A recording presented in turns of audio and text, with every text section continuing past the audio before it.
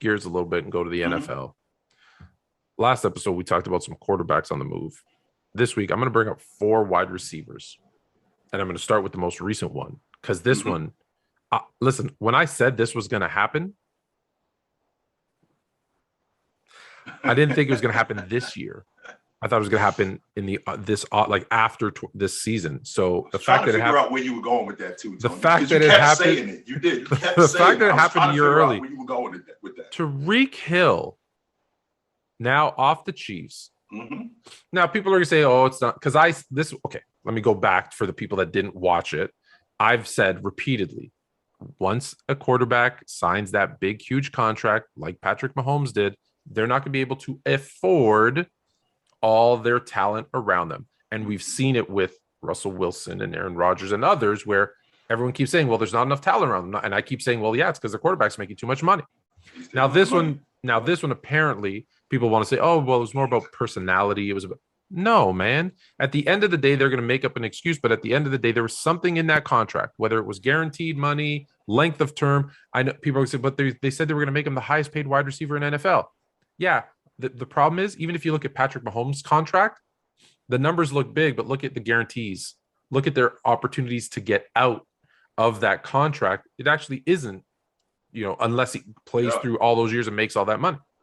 I think they tried to do the same thing with Tyreek Hill. He didn't like it. And again, they don't have just all the money in the world. And so now he's in Miami. So we got a team in Miami with Tua, Waddle, Gesicki, and now Tyreek Hill. Is that going to be a good situation, or is this going to be OBJ in Cleveland? Well, I think that what he gives them is he now gives Tua the opportunity to be the quarterback who I thought he could be. Right? My biggest knock on Tua was he may be made of glass. That was it. I never questioned Tua's talent. I never questioned his mobility. I never questioned any of that. Now getting Tyreek Hill. Now you got an underneath guy and you got an over-the-top guy who can make plays in a dynamic way. Now he speeds up your offense. And now that helps Tua out so much more. And I think that he gives them I think he gives Tua the opportunity to be the quarterback who they thought that they were getting. I think that's what helps them out the most. Now, we're talking about a guy in Tyreek Hill who, 4 in the last 6 years, he's a 1,000-yard wide receiver. So he gets open. 2, when he gets open, he makes plays. And that's primarily because of his speed. I mean, the dude runs a 4.2. There's a reason why they call him Cheetah. They don't call him Cheetah for nothing, right? And I think his underneath play tone is a lot more underrated than we give him credit for. We know he's a deep ball catcher, but his play underneath, 10-yard hooks, 5-yard outs, slants, I think that he doesn't get nearly enough credit for that stuff because he's so good in those areas. And I think that because he's there, he's going to give Tua the opportunity to show them that they got the right guy. It's interesting because people always knock Tyreek Hill for his route running. And then I always ask them, I said, listen, like we all agree about it on his speed, but like, how is he always so open? And it's like, because even if his cuts ain't clean, he's just doing them so much faster than everybody else. He blows by you. And it's interesting. I saw another thing. You brought up his speed, right? I think it showed Tyreek Hill at like 4.2 something, Waddle at 4.3 something, Gesicki at either 4.4, 4.5. Like it was just showing the Miami offense is like, man, they are going to run. Mm-hmm. Now, I don't want to bring up memes, but I'm going to bring it up in this because I've seen 1,000 of them where, someone's pretending to be Tyreek Hill wide open and Tua kind of underthrows it. Does he have the arm strength to, like, maybe not like Patrick Mahomes, but does he have the arm strength to hit Tyreek Hill on a 50-yard post route? Yeah. Mm-hmm. In fact, with Tyreek Hill signing with Miami, if I'm Tua, I'm getting down to the facility today. I'm getting Tyreek Hill on the phone. We got to get on the same page. Let's work on that timing. Yes, we got to get on the same page. Because he might not realize how fast he is, right? Yes, and that matters, Tom. Yeah, normally I'm going to release now. Yeah. But I'll go 1, 2, 3 throw. No. But with Hill, it's like 1, 2. I gotta release it quicker, right? With Pat Mahomes, he's gonna get there. Pat Mahomes, a lot of times he improvised and he threw Tyreek Hill open, and because he's so fast, it looked like it was on a dime. Yeah. No, he just got there and he just threw him open. That's why Tua has to get on the same page with him. This is why I'm thinking, I got to get to the facility. And so do you like the move? I do. You like the move for Miami. Do you like the move for Kansas City? Yes, I do. And the reason why I like the move for Kansas City is simply because of what you just got finished talking to me about, Tone. When we pay in a quarterback, we can't pay everybody. So we're going to have to build this thing through the draft. So what did Kansas City do? Kansas City goes to Miami and they say, all right, I'll take this right here. I'll take this right here. I'll also take this right here. Thank you, Ray. Whoa. This is what you want, right? Okay, so I'll also take this right here. They did not hand him over. They went shopping in that draft store. Absolutely, they did. And this is how we're going to build it, Tone, because we got a quarterback who's making over 20% of our salary. So this is how we're going to have to build our team. We're not going to be able to do it through free agency because that contract already kicked in. So this is the only way it's going to work. All right. So listen, I don't like it for Kansas City simply because you have one of the best receivers in the NFL, clearly the fastest receiver in the NFL, one of the most productive wide receivers in the NFL, and now he's no longer on your team. So hopefully they know what they're getting in the draft, because that first round pick it's 29th. It's not like it's a high pick, but I see what you're saying. They got what they need, which is draft capital and bring their salary down. So they did that way. It's correct. But can you replace a Tyreek Hill? Well, answer this question for me, Tom. Do you know where they got Tyreek Hill from? From the draft? Yeah, and you know when they got him? Did they get him late? In the fifth round. He went to West Alabama. Who is this dude? West Alabama's finest. Right. There you go. Okay, but can you lightning strike twice? That's what you pay. That's what we pay our GMs for. That's what we pay them for. Do your homework. That's fair. So let's stick with Kansas City. Mm-hmm. They signed a wide receiver, who, as of late, like when he came onto the scene, we all loved him. Mm-hmm. But as of late, he's had more attention for his TikTok dances versus on the field play from Pittsburgh, Juju Smith-Schuster. And for the people that want to make a joke, it's, Tyreek Hill, speaking of, funny things that I've seen on the interwebs, it's showing Juju and Jackson Mahomes asking Tyreek Hill to do a TikTok dance, and that's why Tyreek Hill bolts out of the stadium like, no. He's not going to replace Tyreek Hill. But is Juju a good fit? Are we going to see a resurgence of the guy that we saw in the first couple of years, or is he just is it just done? Let's start the conversation really quick, Tony. With Ben Roethlisberger should have been gone when? 2 years ago. He should have been gone 2 years ago. At least. So because he was washed 2 years ago, I think Juju's play suffered because of that. Okay. Because of who he was and because Ben Roethlisberger was on the decline, Juju's play suffered because of that. Add that to the fact that when Juju was there with Antonio Bryant as the number 2, he was awesome. I think he's going into the exact same situation in Kansas City. They run the offense through Kels. He's not the number 1. Kelsey's going to be the number 1. Yeah, Juju's going to be the 2. And I don't think that you deal with nearly as much pressure as the 2. Number 1, I'm not going to get covered by the number 1 corner. I don't have to. Jalen Ramsey not coming over here. J.C. Jackson isn't coming over here. Are you sure? They're going to have to deal with Kelsey. I don't think they do. I feel like you're going to, probably a safety's. Maybe that's not a good. I think of who else is there at wide receiver now? Well, right? There is Juju at the wide receiver spot. Absolutely. There's Juju. And who else? McCole Hardman? Is he still there? Yes. Right? Hill's gone. Pringle's gone. Not that Pringle was a great receiver anyways, but I'm just saying it was that right. Kelsey. So let's take the Hill.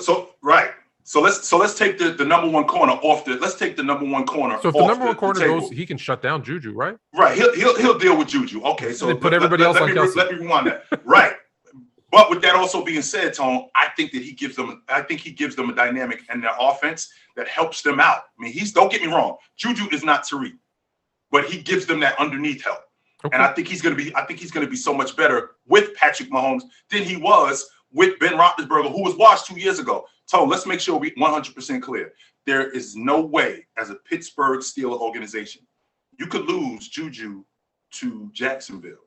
You could lose him to maybe not Miami. You could lose him to one of the lesser teams. Juju cannot walk out the front door to Kansas City for $10 million. Yeah, I know you don't. Yeah, I know you don't like that, especially where they're going to be. Nuts, but I will listen. I'm going to double down on what I said, which is the second Mahomes signed that contract. I said the team's going to going to take a fall. So here it is. He's got the 4 straight AFC Championship games. I'm telling you today, he will not be in the Chiefs will not be in the AFC Championships game this year, and it's because they have no running game. They still don't have a defense because they've even lost their best player on the defensive side of the ball. I think Chris Jones, and now they've lost their best wide receiver. I'm sorry, Patrick Mahomes, who admittedly isn't the greatest at reading defenses with Travis Kelce and Juju as your number 1 wide receiver. That's not enough in today's AFC. Have you seen how good the AFC is? That's just that division alone, not just the AFC, that division alone. They're just not going to. So let's stay in that division. Mm-hmm. Another quarterback took $250 million. Didn't care about his teammates because he thought, he'll play on the franchise tag. Devonta Adams said, no, it won't. No, I will not. You know what? Send me back to, let me reunite me with my old college quarterback. I'm going to Las Vegas. Mm-hmm. Devonta Adams to the Raiders might be the biggest move of the offseason for wide receivers because he is, I don't know if it's even arguably, I think it's a consensus that Devonta Adams is the best wide receiver in the NFL.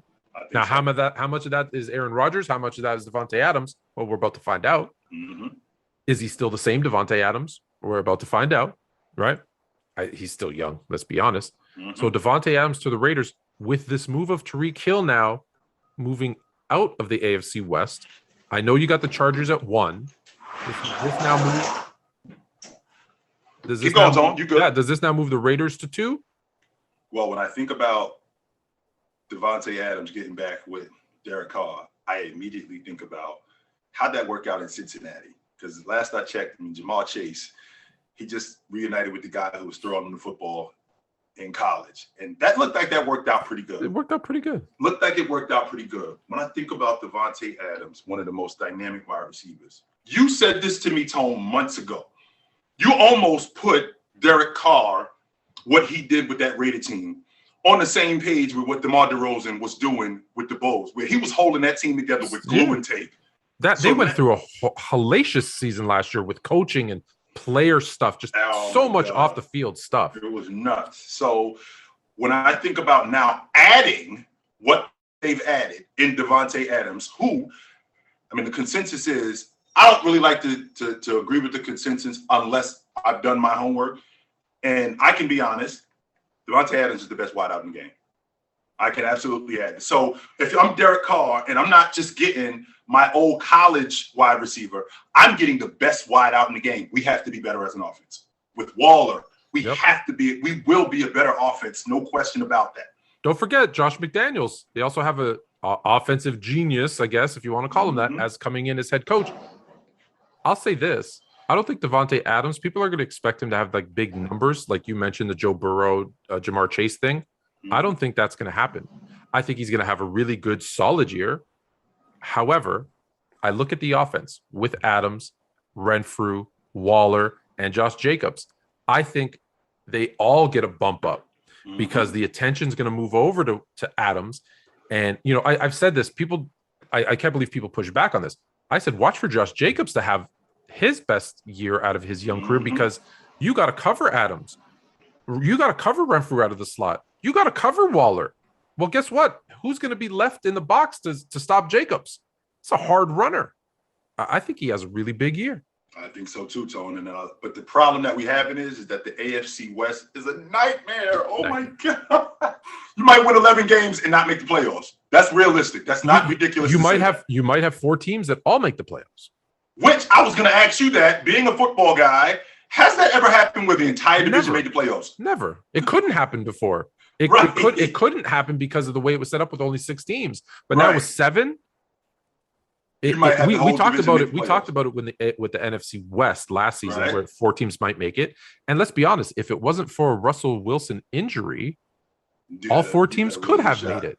So assuming the AFC West stays healthy, just think about it. We're not even talking about who's probably going to be the 4th place team. There's Russell Wilson and the Broncos. Unbelievable. That's the 4th. That's probably going to be their 4th place team. That's a good team. That's a good team. Damn good team. So there's one more wide receiver move. I love the move, by the way, with Devonta Adams, even though it's to the AFC West, which if I was still playing football and someone wanted to give me a contract, I would only sign with an NFC team. I would not sign with an AFC team. So let's move to the NFC because I don't even know how they do this. It's like the rich keep getting richer. Oh, OBJ is hurt? No problem. We'll just sign Allen Robinson, a top 10 wide receiver in the NFL. Oh, by the way, I know we're talking wide receivers, but we'll also bring in Bobby Wagner for an interview just to shore up our defense a little bit because we lost Von Miller to the Bills. Yeah, if they make that signing, but anyways, Allen Robinson, who has had the worst luck with quarterbacks since high school. If I told you the list of the Blake Bortles, Mitch Trubisky's, Nick Foles that have he's played with, it's a list of the who's not a great quarterback. And I mean, even college and high school, go look it up. Get Matthew Stafford, who I pick on Matthew Stafford. He is by far the best quarterback he's ever had. And now with Sean McVay, who showed us he can make an offense work, with Cooper Kupp, who was the best wide receiver in the NFL last year by far. Does this affect his? Like, does he benefit the most, or do the Rams benefit the most? Him and Stafford benefit the most from this signing? I think that the Rams benefit the most because Allen Robinson is already who he is. We're talking about a guy, just so you know, Tone, I led the league in touchdowns with Blake Bortles. All right? I want to make sure we're clear on that. I led the league in touchdowns with Blake Bortles. So Matt Stafford is, without a doubt, the best quarterback that I've had in my 8-year career. Going into my 8th year in the NFL, he's the best. My 9th year in the NFL, he's the best quarterback that I've had. So you saw what Matt Stafford did last year. Okay, sure, Tone, you stay on his case. I don't stay on his case, but I have been critical of him. He did lead the league in interception. He also threw 41 touchdowns last year too, right? And he now has a guy in Allen Robinson who is one of the better deep threat guys. He's one of the better route runners in the game. I always looked at him in Chicago and thought, man, if they could get him a solid quarterback, they could really make some noise in that division. And now for him being in the NFC West, he's definitely more of a benefit to them than they are to him. Because I do what I do wherever I am. Yeah, fair. Wherever I am, I do my thing.